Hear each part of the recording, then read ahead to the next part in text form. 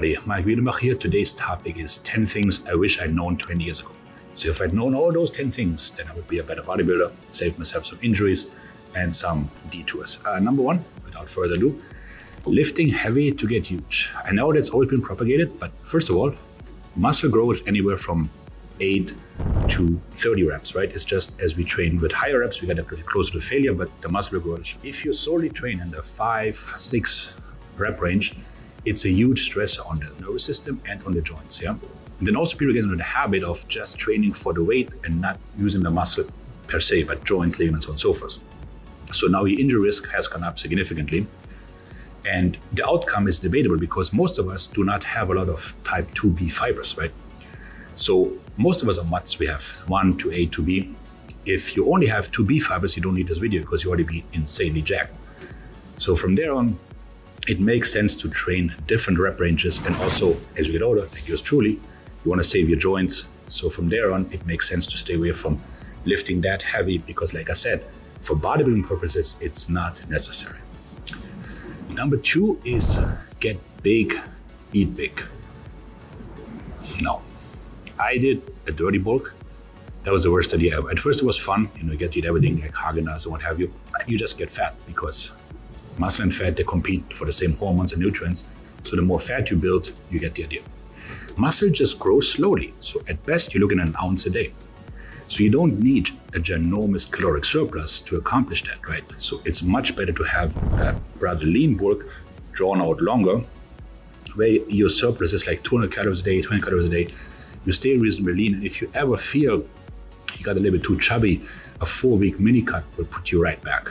As for me, I did the 20-week bulk, the 20-week cut, and in the end, I was a whopping pound heavier than before. So that was really worth it. So I would definitely stay away from that going forward.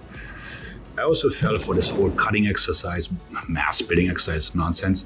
That's of course total crap because I think that's true. So, cable cross always being advertised as a cutting exercise.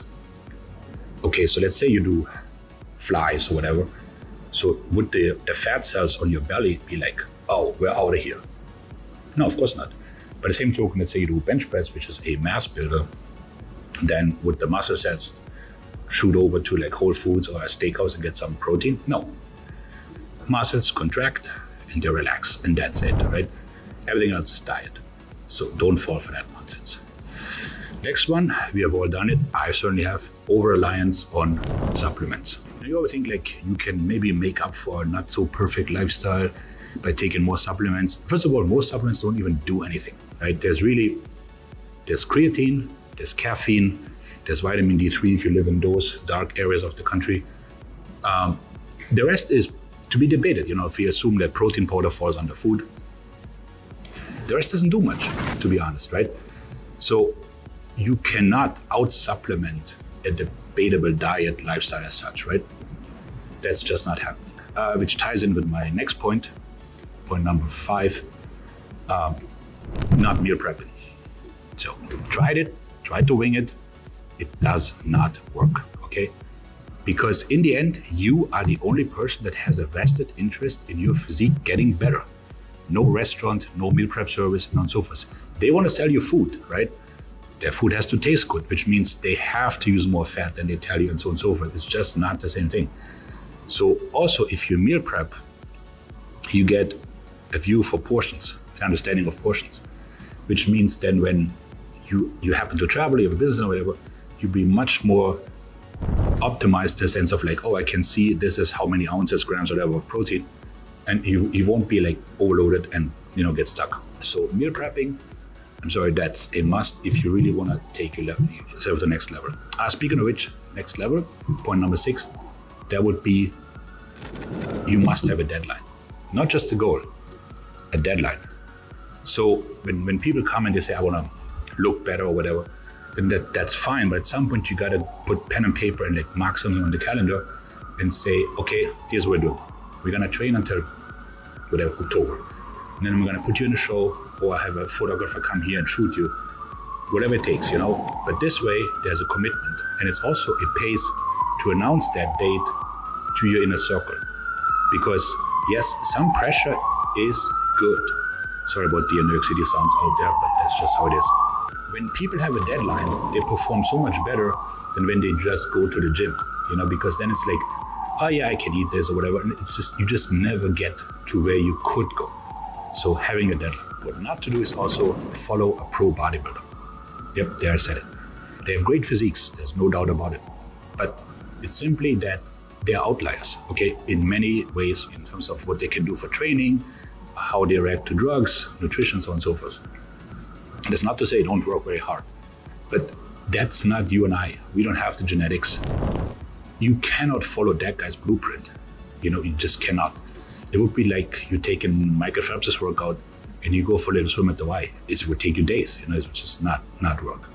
So following a pro bodybuilder is one of the dumbest things you can ever do. Then I have here must do exercises as point number 8. That's nonsense.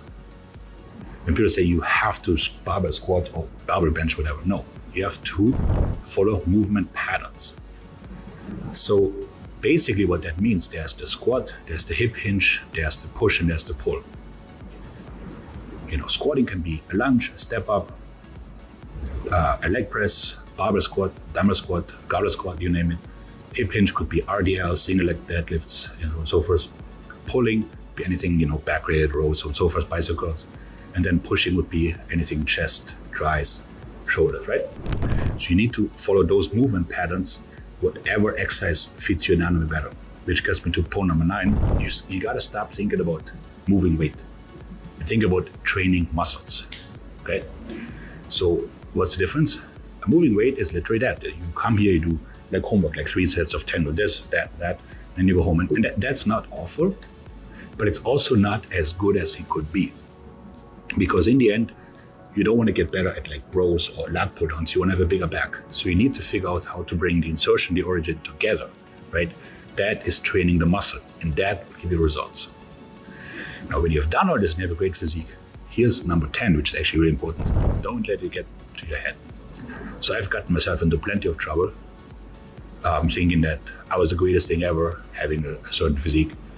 And you can become a real jackass, and it's going to cost you friends and relationships and so on and so forth. Don't do that. So having a good physique is fine, and you worked hard for it, and that's cool. Be proud of yourself. But it's also not exactly life-changing. Muscles and money don't make you happy, okay? Happiness comes from having purpose, lifting others up, being useful. So when you have a good physique, then that's a testament to your hard work and all that. But don't think that you're a better person than other people because you worked hard and so on and so forth. You're just a better bodybuilder than other people. But it's not the end all be all. And I hope it's not all you are, and I don't think so. But keep that in mind, because let me tell you, I got in a lot of trouble. Maybe that's a subject for another video. If you want to know about that, let me know in the comments, and you have a good day.